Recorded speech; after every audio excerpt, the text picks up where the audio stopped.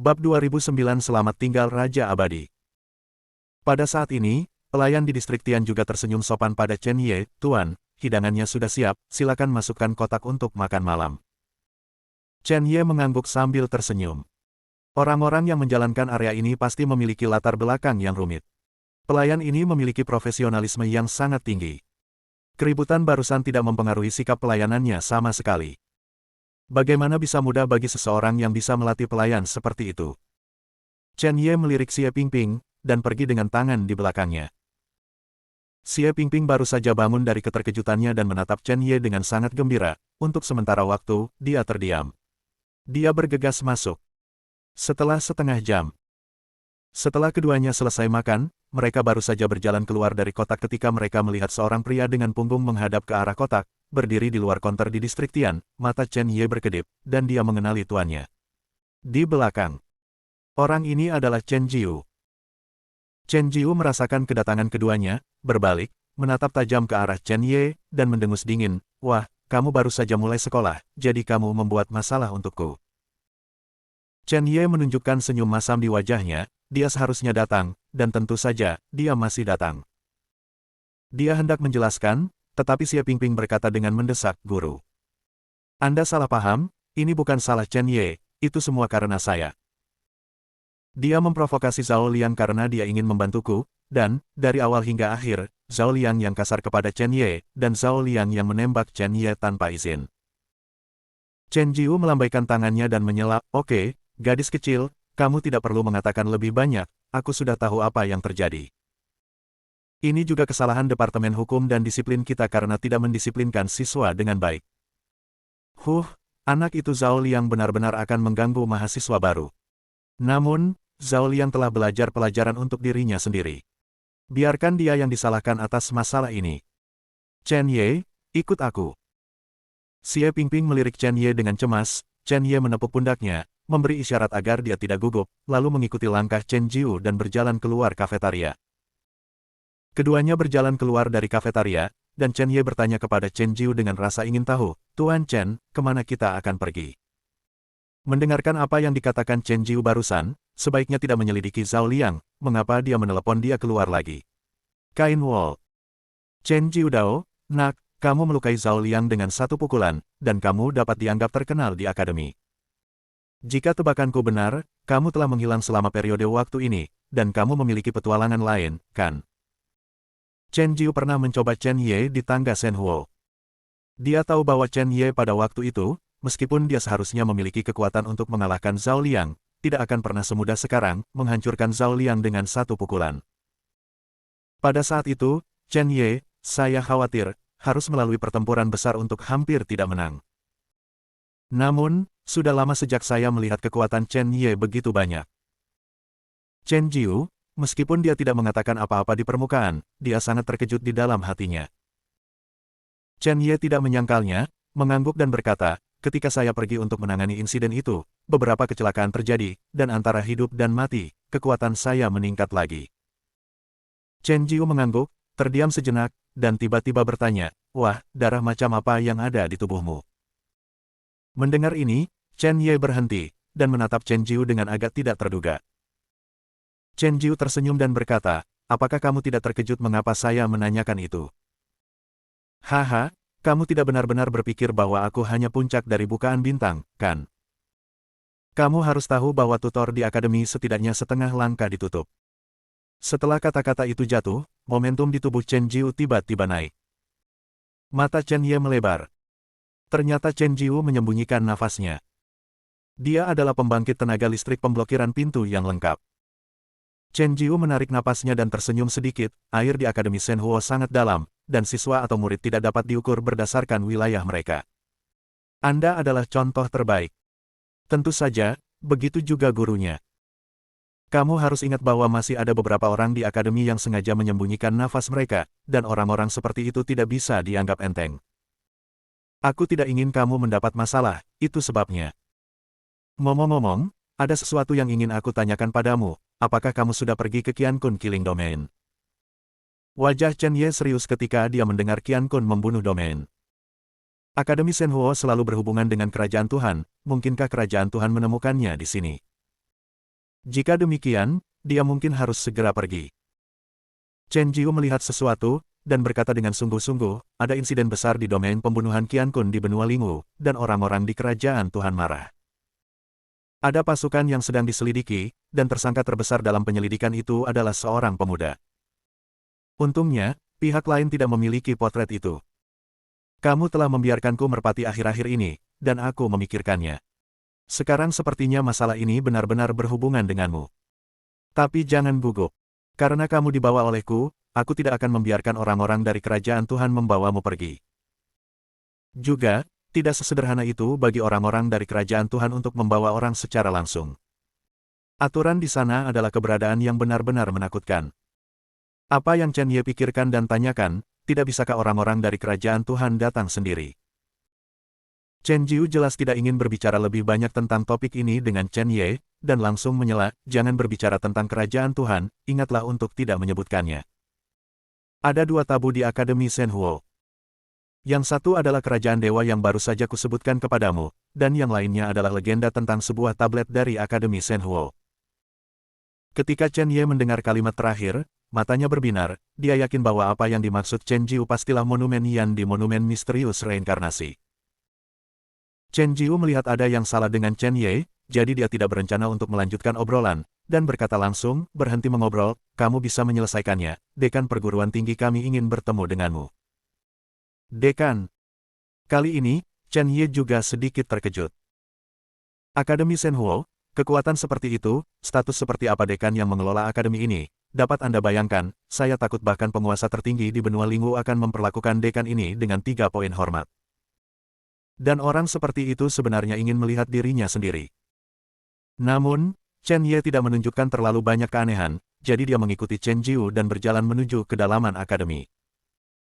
Segera setelah itu, keduanya datang ke menara yang tinggi, dan setelah mencapai menara, Chen Jiu berkata kepada Chen Ye, Din, dia menunggumu di puncak menara, selanjutnya, kamu naik sendiri. Chen Ye mengangguk dan berkata, oke, terima kasih mentor untuk memimpin. Setelah Chen Jiu pergi, Chen Ye berjalan menuju menara, meskipun menara itu tidak pendek, dengan kecepatan Chen Ye, dia mencapai puncak dalam sekejap. Pada saat ini, pintu ke ruang lantai atas terbuka. Di ruangan yang agak kuno di lantai atas, seorang lelaki tua dengan rambut putih panjang dalam jubah putih perguruan tinggi teologi, dengan beberapa saku tergantung di ikat pinggangnya, sedang bermain catur. Dan ada seorang lelaki tua yang duduk di seberangnya. Orang tua itu memegang bintik matahari di tangannya dan berniat untuk jatuh. Namun, ketika Chen Ye melihat lelaki tua itu, matanya melebar. Bukankah lelaki tua ini adalah Raja Suci Abadi yang sulit dipahami?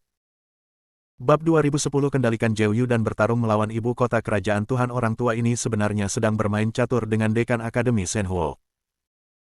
Raja Suci Abadi tidak memandang Chen Ye sama sekali. Dia menjatuhkan seorang anak dan berkata sambil tersenyum, orang tua, kamu kalah lagi. Apakah itu artefak yang benar? Dekan Akademi Shenhuo mendengus dingin dan membuang cincin penyimpanan, ini dia. Aku masih punya sesuatu untuk dilakukan, aku tidak akan mengirimkannya.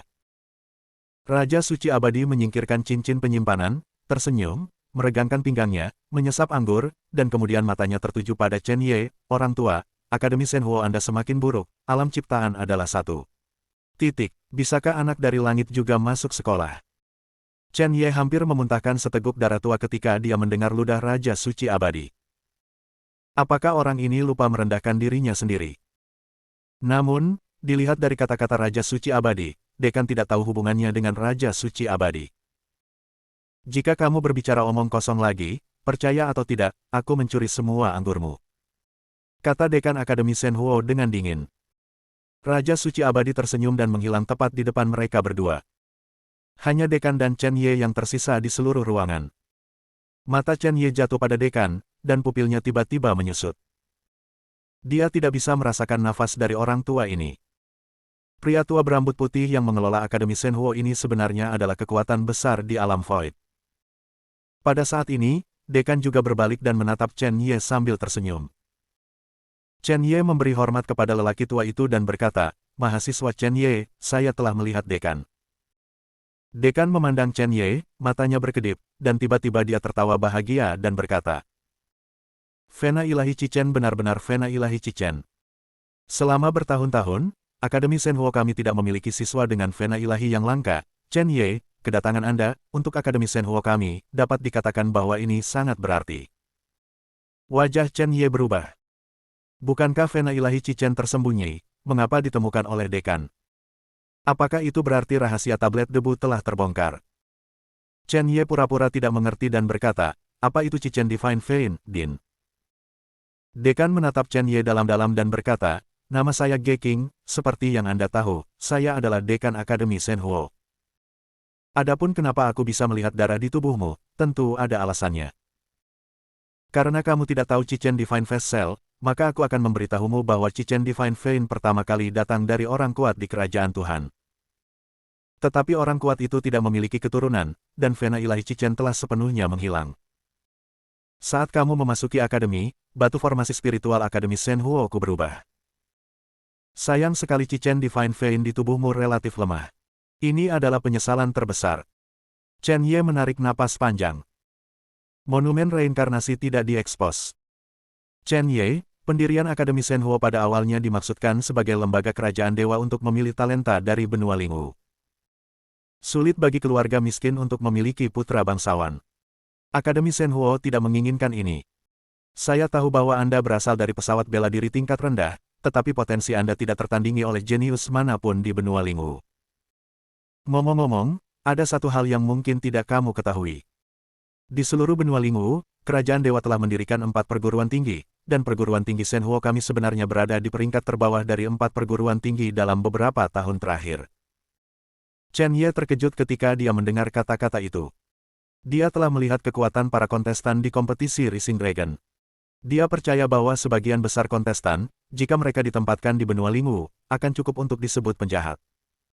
Akademi Shenhuo, yang mengumpulkan 49 yang paling menonjol di antara para jenius itu, ternyata menjadi yang terlemah di antara 4 akademi. Seberapa kuat para jenius dari perguruan tinggi lain? Namun, senyum masam Ge King menghilang dengan cepat, dan dia dengan bersemangat menepuk bahu Chen Ye dan berkata, namun, sekarang setelah kami memilikimu, Akademi Shenhuo kami akhirnya dapat mengangkat alis kami. Orang-orang tua dari akademi itu, bukankah mereka selalu pamer di depanku, apakah ada seorang jenius dengan darah kerajaan ilahi di tubuhku?